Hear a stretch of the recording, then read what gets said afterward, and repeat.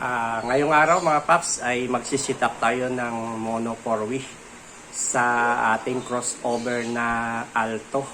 So hindi ko pa siya na-try i-sit up sa mono 4W, no? Kaya subukan natin ngayon i-mono 4W siya kung ano ba yung quality ng tunog ni Alto crossover na naka mono 4W. So ayan, let's go mga paps. So hello mga paps, ito na yung setup natin. So dahil mono 4W tayo, aux 1 tayo, kukuha ng mixer out natin. Ayan, so mula aux 1 ng mixer natin, ito ay papunta yan sa ating sa ating channel 1 ng equalizer. Ayan.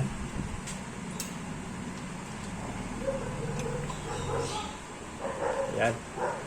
Channel 1 ng equalizer natin. Yun. So, in tayo dito. Tapos mag-out tayo dito sa channel 1. So, yung dulo, papunta naman yan sa ating DXB. So, gagamitin natin yung DXB natin. Channel 1 din. In. Tapos, ay, hindi pala to. Mali. Ito pala yun. Yan, DXB channel 1. So out channel 1 ng DXB ay papunta naman ito sa ating channel 1 na crossover. Ayan, na Alto. Ayan. So inuna muna natin connection ang ating pang sub mga papsi. Ngayon, next natin na connection ay yung pang mid-high naman natin, no, mga paps. Dahil nakamono tayo, so channel 1 ng ating crossover ay nakasablan to. So dito tayo sa channel 2 ng ating EQ ay ng crossover, kukuha ng ating pang mid high. So dito tayo sa high. Yan. So dito na tayo magsimula sa ating crossover. So out sa mid high, ang dulo ay papunta dito sa ating N ng DXB.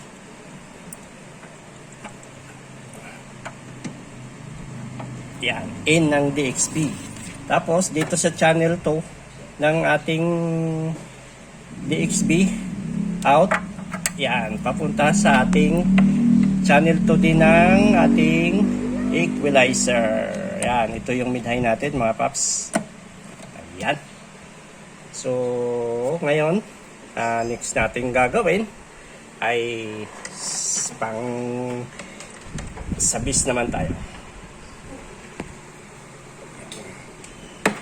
Ayan, so ito yung base natin, no? Yan, yung low. Yung low. So dito tayo maglo-low. Yan. So ngayon mga paps, ay dahil naka mono 4W tayo, itong ating crossover ay naka-engage sa 3W. So engage natin siya sa mono 4W. Ayan mga paps, mono 4W. Ayan, no? Sundin lang natin tong mga kung anong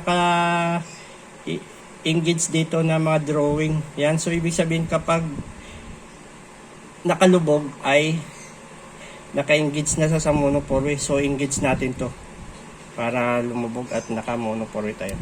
Ayan, so naka mono 4W na yung ating crossover.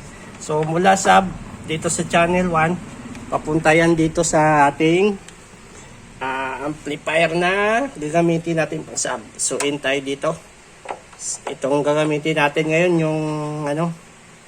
yung Tosonra C50. Ayan. So mono 4W at ito nga pala mga paps ay na-engage ko na rin ito sa parallel, no, mono 4W. Parallel mono. Yan, kung Kasi dito nakalagay parallel. So i-parallel sa iba kasi mono nakalagay. So yan, engage nyo lang siya sa parallel para isang connection, dalawang channel. Yan, so balik tayo sa ating crossover. So ngayon ay sa high naman tayo. Sa mid high. Ayan, mid high. So dito tayo sa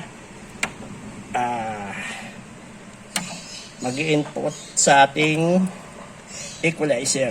Yan, channel 2. So high ang dulo. Dito tayo sa ating amplifier na gagamitin natin pang mid high. Yan. Yan. End tayo.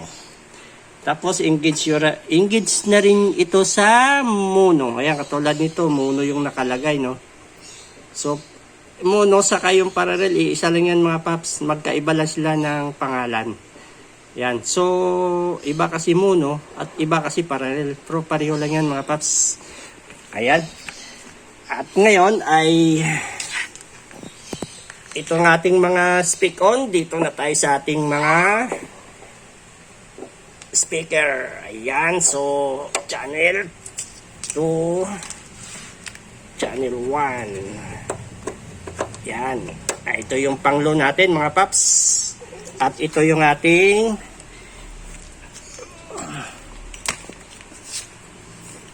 dito naman tayo sa ating pang mid-high. Channel 1. Channel 2. Yan. So punta na tayo sa harap. Tayo ay mag-uuna ng ating mga power.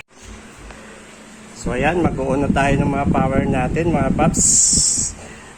Yung mga processor ko pala mga paps, no, dito yan nakakonect sa ating Kevlar na power conditioner. Yan, bali ano to, mga processor lang yung mga nakakonect dito.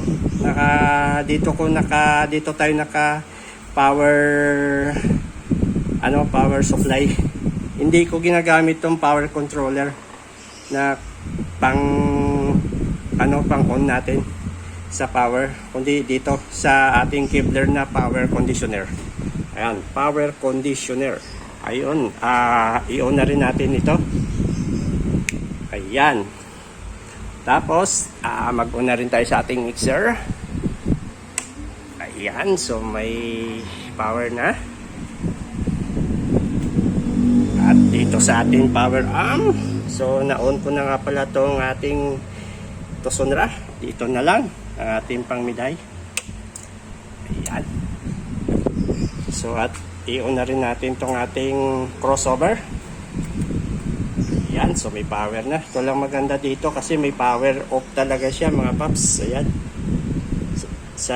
Di katulad sa ibang mga processor na diretso. Ito may power talaga siya. Ayan, no. So dahil nakamono 4-way tayo dito kay Alto crossover. Ayan. So nawala yung ilaw niya na kulay orange, nandito pumunta sa channel 1 kasi nakamuno tayo. Ayan, no, nakamuno. So subukan ko tanggalin yung yung i-off ko yung mono 4-way doon sa likod at mawawala ito, pupunta dito yan sa stereo 3-way. Ayan, subukan natin. Yan, i-off ko muna to. Ayan, so balik tayo sa harap. Ayan na sa mga paps, nandito na siya.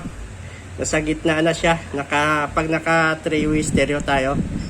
Pero kapag in-engage mo siya sa mono 4-way, pupunta siya dito sa channel 1 ng ating mono. So palatandaan na nakamono siya kasi nandito siya. Subukan natin i-engage sa mono 4-way. Ayan mga paps, engage natin sa mono 4-way. Ayan, so nandun yung kulay green orange niya na ilaw sa channel 1. Ayan, wala na dito sa gitna. Okay, so ready to play na siguro tayo mga paps.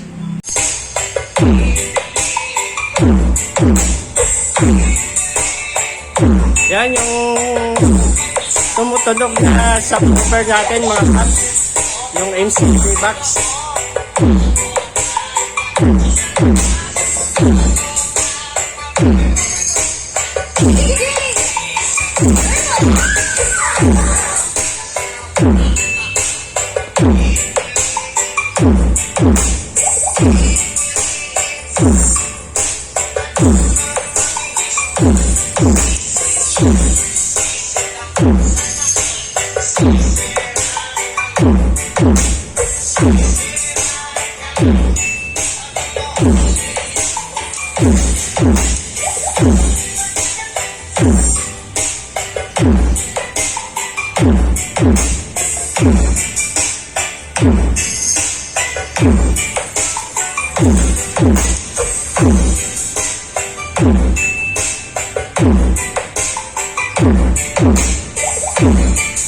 Lakas mga paps.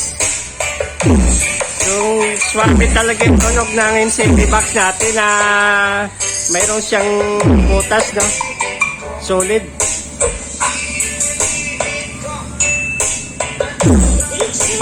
So, yung takip pala niyan, paps, na original na MCB na walang butas ay tinabi ko lang.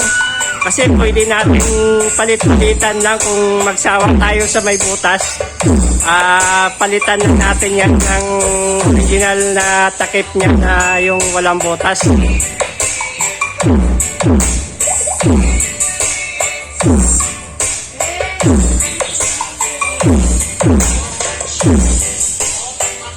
Pero mas feel ko yung tunog nito mga paps na may butas. Suwabe.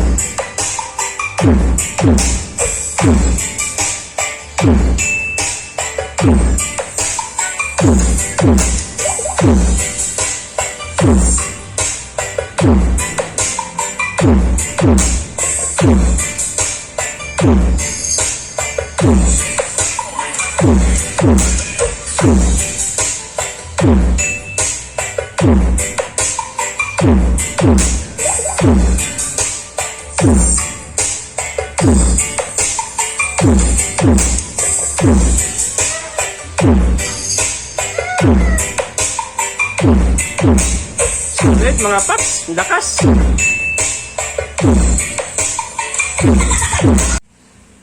Ayan mga paps, no? Yun lang yung setup natin na naka mono 4-way tayo kay crossover na Alto. Ayan. At okay, quality yung tunog niya mga paps na naka mono 4-way tayo. Ayos. So thank you mga paps.